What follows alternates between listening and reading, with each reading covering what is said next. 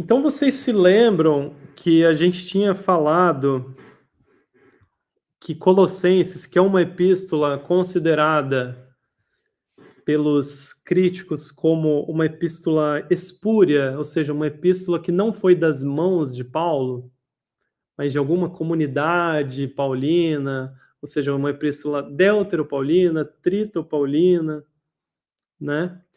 Paulo traz uma informação nessa epístola, Epístola aos Colossenses, de que Lucas era médico.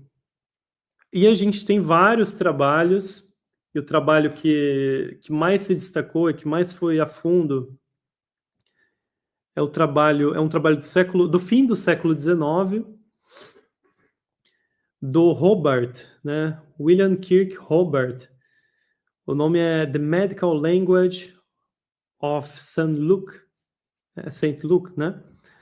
É uma prova pela evidência interna de que o Evangelho de acordo com Lucas e Atos dos Apóstolos foram escritos pela mesma pessoa e que esse escritor era um médico, tá? Então, vocês podem adquirir essa obra, está sob domínio público, né? Não tem nenhum problema baixar, tem na internet, né?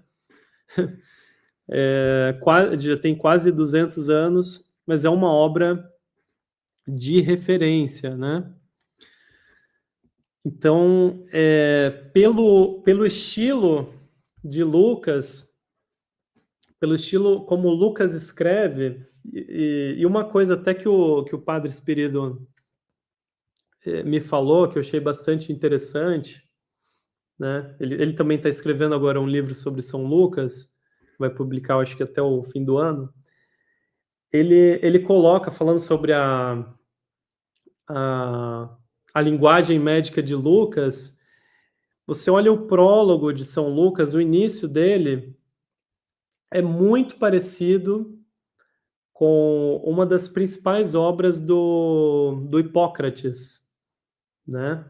Muito, muito parecido. É bem uma linguagem médica mesmo que Lucas está se utilizando. Só que eu acabei não colocando aqui nos slides, eu não me lembro do nome da obra. Mas eu acho que é a obra principal dele. Então é bem interessante quando a gente coloca lado a lado o início do Evangelho de Lucas e o início da obra do Hipócrates, né? Então, a linguagem médica é encontrada ao longo de todo o Evangelho. Claro, não é sempre que dá para identificar, mas ao longo do Evangelho e às vezes dá para encontrar em Atos também, né? Não é em cada capítulo, obviamente, né? E outro ponto interessante que eu cito aqui no livro, né? Um trabalho aqui uma pesquisa do Sparks, né? É sobre a questão dos semitismos de São Lucas, tá? Então vocês podem achar esse artigo aqui, todos podem ver, ó. Tá aqui o link, tá? Vocês podem baixar. Os semitismos do Evangelho de São Lucas. O que ele fala? Vou ler aqui rapidinho só para vocês verem. Apesar. Tá, deixa eu só pegar na parte que nos interessa aqui rapidinho. Tá, a partir daqui, ó.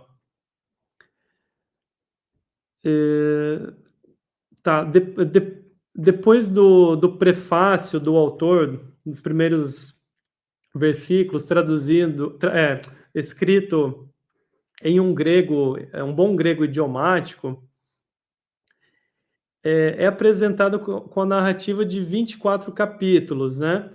Dos quais o pano de fundo, o background, né? As ideias e muito das fraseologias, ou seja, a forma como são feitas as frases, são inquestionavelmente semíticas. Ele fala que nos 24 capítulos a gente vai percebendo o jeito de Lucas falar, né?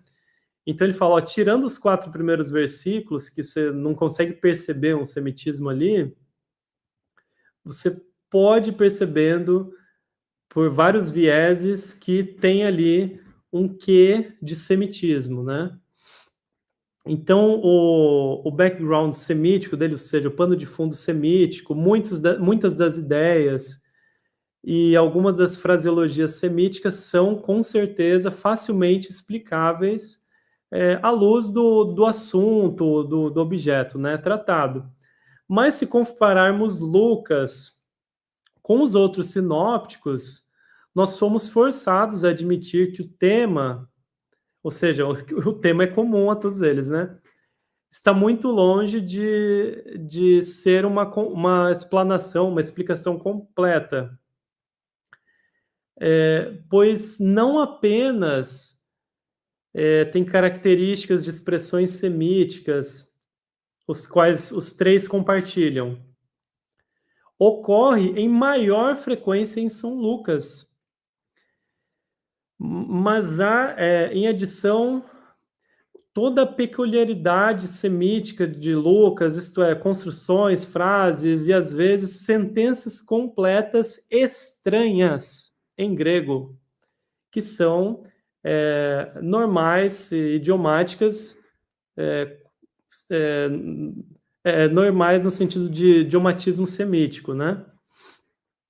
Então, basicamente, ele, no artigo dele, então eu recomendo que todos leiam, ele explora um pouco dessas características de São Lucas como alguém de origem semita. Então, o que é interessante para a gente? Quando a gente olha que Lucas era um sírio, segundo os antigos testemunhos, segundo os pais da igreja, né? A gente vai percebendo que, calma aí, então, se ele era sírio, então a língua dele era o aramaico e o grego, certo? A língua materna era o aramaico e o grego. A Síria, especialmente Antioquia, havia uma grande, tinha uma grande comunidade judaica, certo?